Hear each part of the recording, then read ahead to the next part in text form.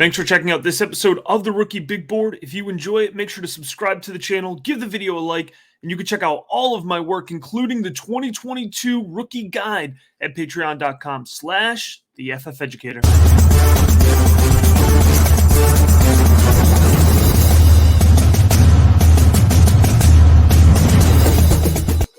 This is the first post-NFL draft fantasy football rookie mock draft. I'm your host, Matt Hicks, the FF Educator, and I am fired up for this one. It feels like all the mock drafts have built up to this one. This is a real draft. This is tangible. There are takeaways to it. I want you to comment if you are watching. Comment and let me know, who did I take too high? Who did I take too low? This is what I really expect to happen in your rookie drafts based on these landing spots. As always, my mock drafts are a combination of what I'm seeing from consensus and my own rankings here. Let's go ahead, waste no more time. It will be 4 rounds, Superflex, PPR. Here we go. 101, it is going to be Breece Hall, the running back who landed with the New York Jets. I like the Jets landing spot. I think it's a good landing spot.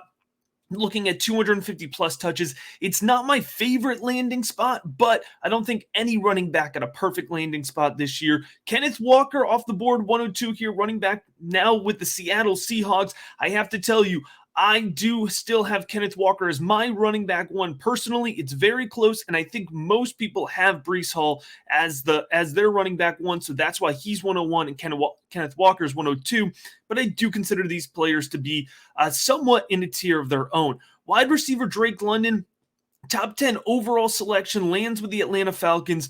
Now, Drake London is somebody who I could see pushing Breece Hall or Kenneth Walker to be the first selection in a super flex draft here, or a one quarterback draft. This mock draft is actually, and a lot of these are going to cross-translate here between super flex and one quarterback, but you look at Drake London here, he projects into a volume-based role. I like him with Marcus Mariota. You know, we'll get into Desmond Ridder potentially with him, but I like him with Marcus Mariota. I like him as an immediate red zone threat. Remember, Kyle Pitts just one red zone touchdown, or just one touchdown, I should say, last season.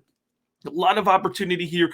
Drake London went from my wide receiver 4 pre-draft up to wide receiver 2. It's very close between Drake London and another wide receiver. We're not actually going to talk about that one yet, though, because I think folks are in on Garrett Wilson. Garrett Wilson, wide receiver now for the New York Jets, off the board here in this mock draft at 104. I think we're seeing what we expected with Garrett Wilson, right? He just checks the boxes all the way through. I could see him being, slightly under 200 fantasy points. He's going to plug into that wide receiver 2 territory as a first-year player, as a rookie in the league.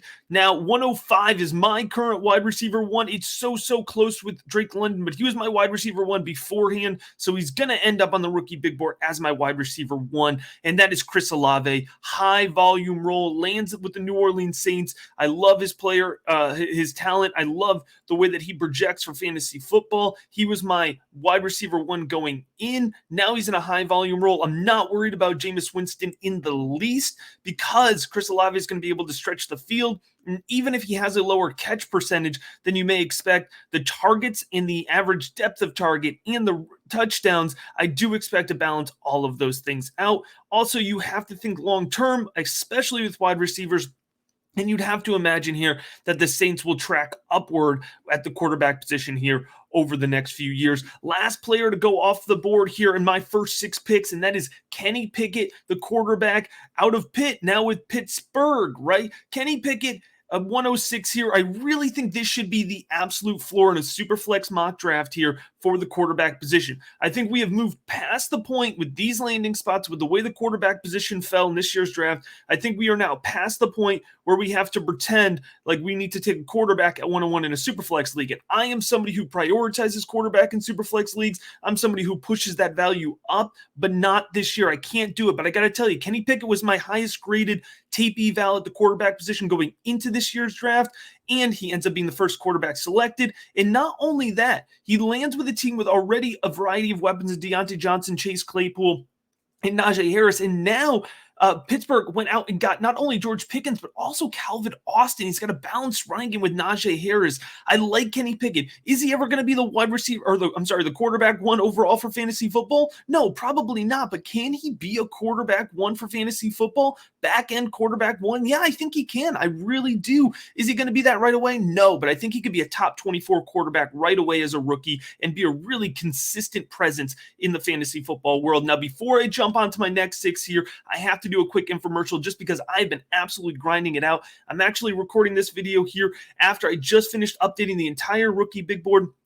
All 212 players that are fantasy football relevant are on the rookie big board. It's updated. You can get access to my full rookie rankings, including 130 pages of rookie guide, over 90 player profiles that will release Sunday morning after the NFL draft, updated with 2022 full projections and updated analysis based on landing spot. All of that available for just $3, just $3 at patreon.com/theFFeducator. All right, let's go ahead. No more infomercials. Straight mock draft in here from this point forward. Jameson Williams, 107, wide receiver to the Detroit Lions.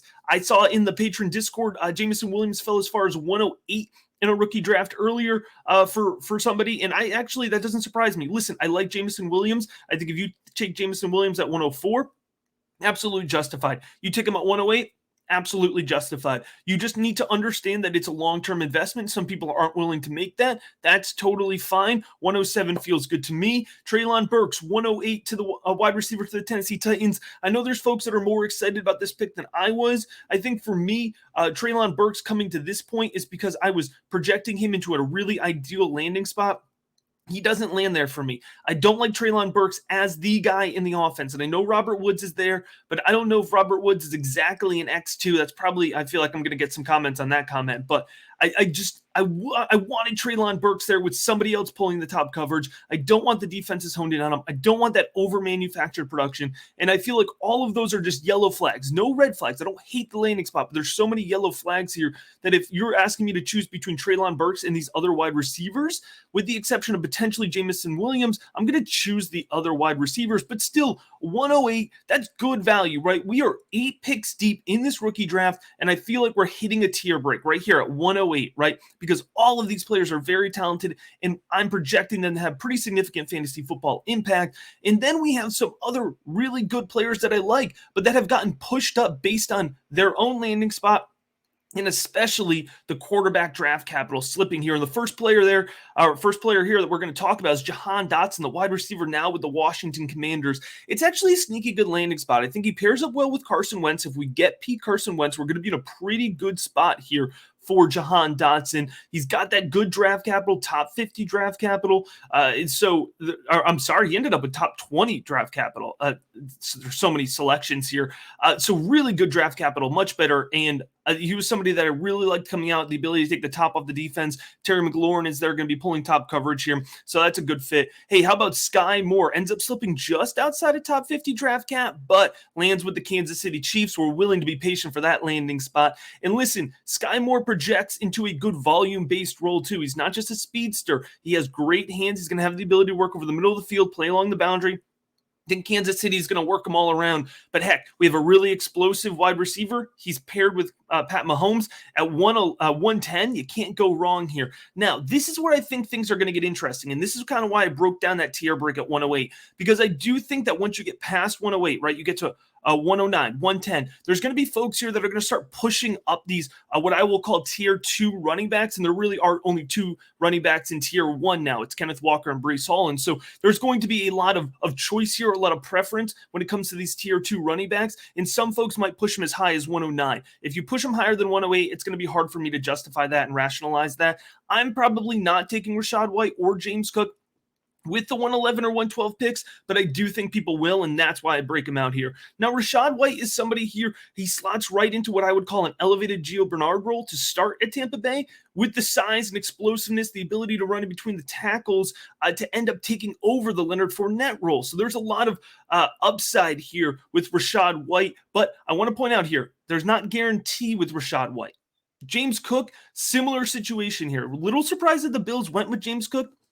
Thought they would have gone for a little bit more of a power back, but in some ways it makes a lot of sense. They want to throw the ball, they want to open it up, and James Cook is going to allow them to open it up here. He's going to be a target in the flat. James Cook can also run well in between the tackles. I don't think Buffalo would have drafted him if they didn't think that he could get, 120 to 150 productive touches on the ground each season too. So James Cook going above 200 touches, that's exciting. If I'm choosing between White and Cook, I'm going to go Cook because I think there's a little bit more upside there, and I trust the offense long term, right? Tampa Bay seems like every year I'm just waiting for the carpet to get pulled out from under us, and it almost did this year. We got another year of Brady, but let's not overly bank on that. But what we do want to do here is jump into the second round of this mock draft, and I'm going to try to keep going quick here. I want this to be a relatively condensed episode, but there's so much information here. Let's start at 201 with Malik Willis. Here's where the quarterback slide starts to come to an end, I guess. 201 here. Malik Willis, for some folks, including myself and some of these pre-draft mocks, had about 101. Obviously, the draft capital was much lower than we expected, but it's not a terrible landing spot. Tennessee has an out on Malik Willis's, or not, Ryan Tannehill's contract after this season. And so we have the ability to have Malik Willis redshirt, which is what we expected anyways, develop and potentially take over this Tennessee offense here. It's an upside selection. You have to be okay leaning into the risk factor here. But if you do, you could end up with a really, really big hit 3 years down the road. George Pickens, wide receiver out of Pittsburgh, high octane offense.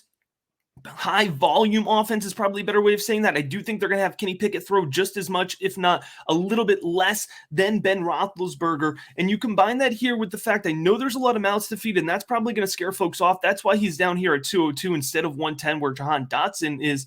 But with George Pickens, you have to remember he's used to being efficient in finding the end zone without a lot of targets. That's what he did at Georgia, so we're not sweating that too much.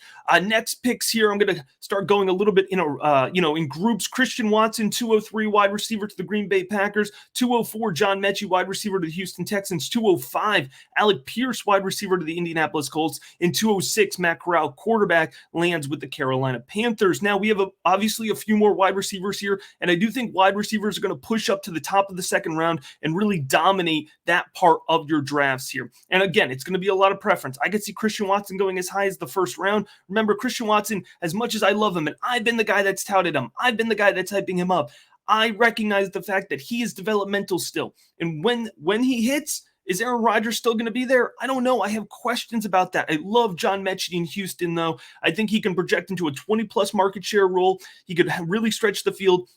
And again, wide receivers, we should be thinking long-term. Houston could be looking again at a top 3, top 5 selection and have the ability to get one of the best quarterbacks in a strong 2023 quarterback class. All right, let's jump to the next group here. I want to talk about Alec Pierce, Matt Corral. There's so much to break down, but I feel like I shouldn't talk about all 48 players because if you let me, I will, and I'll probably end up talking about 60 or 72, but I'll move on here to 207. Desmond Ridder, quarterback, lands with the Atlanta Falcons. Listen, if you like Desmond Ridder pre-draft, your priors are confirmed. If you didn't like Desmond Ridder pre-draft, which I did not, then your priors are confirmed, right? You could take this argument either way. I'm still fading him in rookie drafts, even at 207. 208, Trey McBride, I think, is going to end up being the most valuable tight end. He goes to the Cardinals. What I like about this landing spot is that it tells me that Cliff Kingsbury wants to use him like a wide receiver. What I don't like about this landing spot is there's a lot of other mouths to feed in Arizona. So this might be a situation where Trey McBride ages a little bit. His value ages well when Zach Ertz phases out. Remember, they just extended Zach Ertz. When AJ Green is officially done. When DeAndre Hopkins starts getting less targets, right? So going to be a little bit of a process here, but I do like Trey McBride. I think he's worth a late second-round pick. Some folks are probably a little annoyed that I haven't taken him higher. It's Dameon Pierce, the running back out of Florida, now with the Houston Texans. I think a lot of folks are very in on Dameon Pierce. I had a little bit of a so-so tape evaluation. He ends up going early, round 4 to the Houston Texans. It's a high-volume role, which is good. But he has a similar skill set to Marlon Mack, so it's not like we can split the carries halfway through. I think Marlon Mack is also a talented back, so I know for some folks they're going to look right past him. I'm not willing to do that. I'm fine with Dameon Pierce as a mid to late second-round pick. I do expect he'll probably go a little bit higher, so I probably won't have much exposure to him. 210, Wan'Dale Robinson, New York Giants. I know there's a lot of folks that are probably going to comment on this exact episode and let me know that I was way too low on Wan'Dale Robinson, and that's fine. Give it to me here because it's the ultimate karma. My New York Football Giants were the ones who took the player that I was low on. Listen, we have to proceed with a little bit of caution still. And so Wan'Dale Robinson Robinson is a little bit lower than this ADP in my rankings. I'm worried about the manufactured production role in an offense that already has Kadarius Toney. I'm worried about a bad passing attack. But there are folks who are just going to lock in on that top draft capital, and that's absolutely fine. If you want to take Wan'Dale Robinson, take him at the back end of the second round of your fantasy football rookie drafts, I think that is a fine place to invest in that risk. David Bell, 211, a huge riser. I'm not sure that he, again, definitely warrants this, but if you look at his analytical profile, fantastic. He grabs top 100 draft capital, fantastic. He's in an offense now led by Deshaun Watson, most likely. Amari Cooper on the opposite side. David Bell moved up in the rookie big board for me, especially on that long-term upside projection. And then 212, I had to sneak him into the second round still. My goodness, this is one of the hardest, most difficult evaluations that I'm still processing and working through. This is the first mock draft right after the NFL draft ends. So there's going to be some movement here, but I'm still working through Isaiah Spiller. So I had to get him in the second round, 212 to the Los Angeles Chargers. I hate this because I have a ton of exposure to Austin Eckler. Now they do complement each other, but I don't see Isaiah Spiller having a 200 plus role right away. He may phase into being the lead back as they phase Austin Eckler out, but they're going to be splitting that volume for now. Spiller will have a role, but it's certainly much worse draft capital and a much less volume than we were hoping for Isaiah Spiller, when at one point he was a locked and loaded tier 1 running back, and that's me. I'm going to call myself on that. I definitely had him up there. He fell much further than I expected. Let's jump into round number 3 here. Zamir White, running back for the Las Vegas Raiders. I got to tell you, I think this is sneaky one of the best landing spots. I've been hammering home Zamir White as somebody that I would have near 100% exposure to if he got top 100 draft capital. He just slid into day 3, early 4th round rookie selection. I still really like this for Zamir White.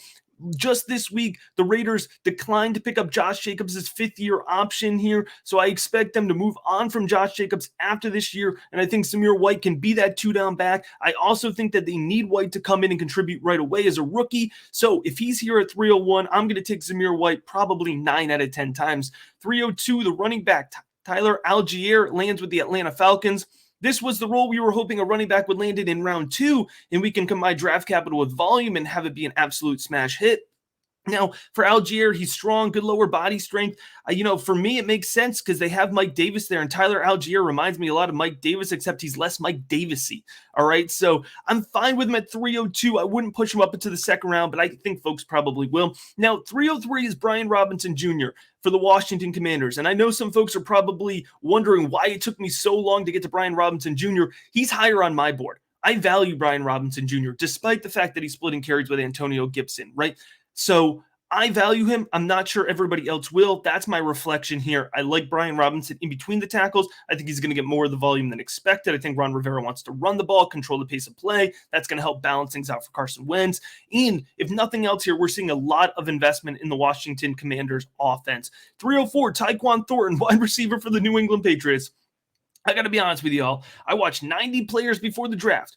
Tyquan Thornton is the only non-tight end that's been drafted here, at least so far, that I didn't have a tape review on before the draft. But I went back this morning after he was drafted in the top 50 by the New England Patriots. I watched his tape. I talked to some Patriots folks. They told me that he may play in a Nelson Aguilar-like role. And after you watch his tape, my goodness, you can't not see him playing an elevated, more athletic version of the Nelson Aguilar role. At 304, I will be in on Tyquan Thornton, despite the fact that he wasn't even on my radar out of 90 film evaluations going into the draft. Jalen Tolbert, wide receiver, lands with the Dallas Cowboys. You're either in on Jalen Tolbert or you're not. Generally, I fade receivers that I have hand concerns with, but I understand because the highlights are fantastic. I understand why folks will be on them. I probably won't have any Jalen Tolbert. I don't blame you if you do. 306, Greg Dulcich, the tight end that lands with the Denver Broncos, takes over the Noah Fant role, isn't going to be quite as good of a pass catcher, quite as athletic as Noah Fant, but I think he fits into that role very nicely here. I understand why folks would take him off the board. 306, 307, Calvin Austin III. Going to the Steelers. Now, Calvin Austin's down here at 307. I think folks are still going to like him. They know that name recognition. They know that speed. But again, I just talked about all the mouths to feed in the Pittsburgh offense. I believe the Steelers primarily took Calvin Austin to be a special teams guy to start. So if you can get him late in the third, I'm cool with that because you can stash him on your bench and he can grow into a role here. Maybe they move on from Chase Claypool. Maybe the field just opens up in a variety of different ways, injuries and such, right? 308, Khalil Shakir, wide receiver to the Buffalo Bills. Everybody listening to this episode, if you've ever listened to me talk about rookies before, knows that I am thrilled about Khalil Shakir to the Buffalo Bills. He's on all my Devy squads. He's on most of my Campus of Canton squads. I've loved this guy. He's quick off the line of scrimmage. You can separate well. He's got great hands, and he's going to fit right into the Emmanuel Sanders role in Buffalo. I love it for Shakir. I love it for the rest of the Buffalo offense. Probably my favorite landing spot, if not one of my top 3 favorite landing spots of the weekend. 309, Velus Jones Jr., the wide receiver, goes to the Chicago Bulls. Chicago Bulls, my goodness. Chicago Bears. And he's going to play a big slot field stretcher type role for Justin Fields. A lot of folks are completely out on Velus Jones Jr. because of his age. That's why I've got him here at 309. The rookie big board values him slightly more. I love his film evaluation, and he's slotting right into a volume role. I've heard a lot of people call him just a special teams player. He will be a special teams player for the Bears, but he is not just a special teams player for the Bears. I want to be clear about that. Finishing it up the third round here, Danny Gray, wide receiver, San Francisco 49ers. Good draft capital. Not super excited about his fit or his volume projection. Sam Howell, quarterback, Washington Commanders, goes in the 5th round at 311, and I do expect him to fall into the 3rd round. At 311, I'll take Sam Howell all day. Even though we may have to wait, even though it may require Carson Wentz to bust, there's a variety of factors that could cause Sam Howell to really just clog up your bench for a while, but at 311, I'm willing to take the shot. 312, one of my favorite pre-draft landing spots I kept trying to manifest was Jeremy Ruckert, tight end to the New York Jets. I'm not letting him get to the 4th round if I'm picking at 312. He's my tight end 2 right now on the rookie big board. Round 4 here, we have more picks. Running back Hassan Haskins goes to the Tennessee Titans, and I know what you're thinking. Why draft Hassan Haskins with Derrick Henry there? A couple reasons. One, he's a real plug and play for Derrick Henry. Derrick Henry right now is at 70% touches. You got to think they want to rotate him on and off the field, right? And Hassan Haskins can plug right in and chew it up, be a goal line back, great strength, great lower body. He was one of my sleepers going into this. And then you take into the fact, and I never wish this on anybody, but, there's really nobody else there if Derrick Henry does miss a week or 2 with injury, right? And then Hassan Haskins all of a sudden becomes extremely valuable. You cannot let your rookie drafts end and let Hassan Haskins hit the waiver wire. Cade Otton, tight end, goes to the Tampa Bay Buccaneers. An early day 3 selection, athletic pass-catching tight end, is going to be featured if Gronk doesn't come back. Even if he does, he's going to grow into a featured role. Cade Otton would have been a day 2 selection if he did not get injured in the back end of the second half of his final season there at UW. 403, I don't care. I'm pulling the trigger here. Kyren Williams, the running back for the Los Angeles Rams. I think he could be that pass-catching role. I think he could plug in right away. I don't think Henderson affects the role that he would play. I think he has that third down ability, and I think he can plug in right away. Maybe it's being overly optimistic about a player that I've been bullishly high on, even despite the poor athletic testing. He ended up with late draft capital, but I don't care. I'm going for it with Kyren Williams. Jerome Ford, I'm wearing this L brightly here. I wanted Jerome Ford to be a tier 2 running back. He's going to end up being more of a bench depth type guy. Now he lands in Cleveland. They may move on from Kareem Hunt, but still, Nick Chubb is there. It's not going to be a high volume projection for Jerome Ford, but hey, the 4th round, one of the things you use the 4th round for are the guys that you've loved the whole time through, and they land in ugly landing spots because people did that with Elijah Mitchell last year, and he sure worked out. So I'm not saying anybody in this year's draft class is going to work out the way Elijah Mitchell did, but go and get your guys because you don't want to regret those guys panning out and then they're not on your roster. 405, Pierre Strong, running back, New England Patriots. He's not he's not on it, so we can talk about him too. Kevin Harris. They take 2 big backs despite having Ramondre Stevenson and Damian Harris. If you like Pierre Strong, you're going to find a way to rationalize yourself into this pick. But my goodness, it's not only is it a crowded backfield, it's a crowded backfield of running backs that all have very similar roles that they should be playing on an offense.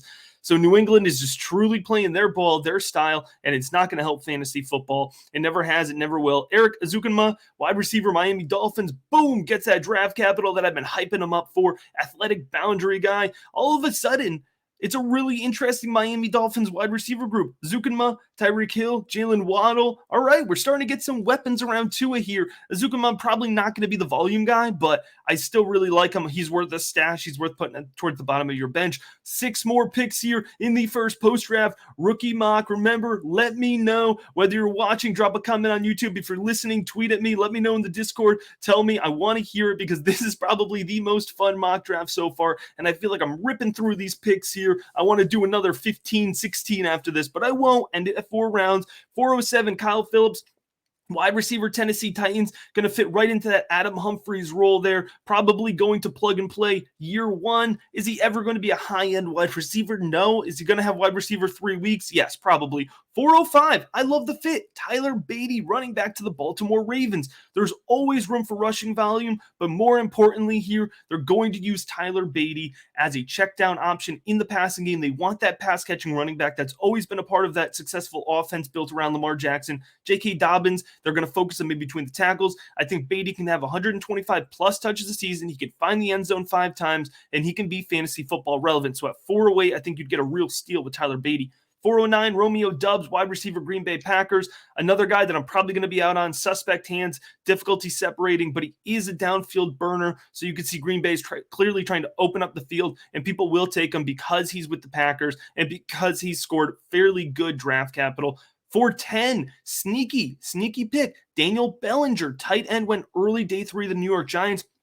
Very athletic guy, used really creatively by San Diego State, but not targeted a ton. A lot of folks are very excited about him, his ability to develop, and there's a large volume available, large opportunity in the New York Giants tight end room. There's nobody there. It's like Ricky Seals-Jones, Jordan Akins, and that's it. So Daniel Bellinger has a shot to be immediately and long-term fantasy football relevant. Remember, the Giants are probably going to improve their quarterback situation, going to improve their offense over the next few years. I think I heard or saw a few people reference Dawson Knox as a potential. I believe maybe it was Danny Kelly's tweet had him, kind of, is he going to be this Dawson Knox that takes a couple of years and once the offense clicks, he clicks? I could see that. I could see that progression coming through. 411, Tyrion Davis-Price, running back for the San Francisco 49ers. He ends up with day 2 draft capital. What are the 49ers doing? I have no idea. I won't draft Davis-Price, but I know because he's got the day 2 draft cap that he will be off the board in the first 48 picks. So I couldn't completely snub him.